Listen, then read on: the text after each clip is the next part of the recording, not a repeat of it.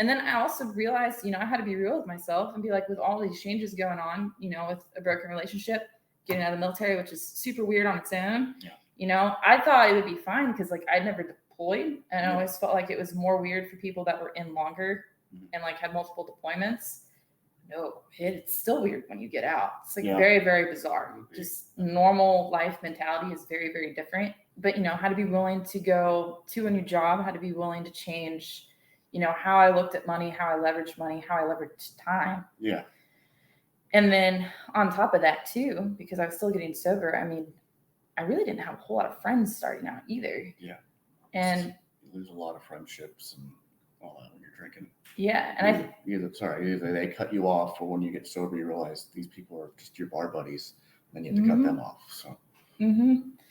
And like those are all things that are very hard too. Yeah. But like when you go through changes, very, very difficult. But like the cool thing now is like looking back, I'm so glad I did that, because the job that I actually went into that I have now, like I work at this gym called 𝗖𝗢𝗡, amazing bosses. I'm able to thrive there. Yeah. They're very like big on taking pride in letting, each trainer be themselves. A lot of corporate gyms try to kind of put you into a box. I know. And like they don't do that. So it's like able to thrive there. I changed divisions that I was going to compete in. And I also had no idea how I was going to do it, because I was scared that I was going to need a shit ton of steroids and all that stuff to be able to pull it off.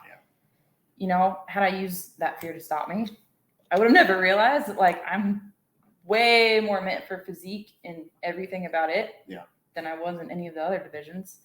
And then, like as I allowed myself, I still had that fear there. There's still days that I have fear there. And I don't think fear is a bad thing. I think it's healthy. But that's why I think it's not important to be fearless. I don't think that that is a reasonable expectation when it comes to change. I think what is more important is to be courageous despite having those fears in the first place. Yeah, courageous is definitely the one there. But that's what, I think that's kind of the thing that stops a lot of people, is just you have all of these unknowns.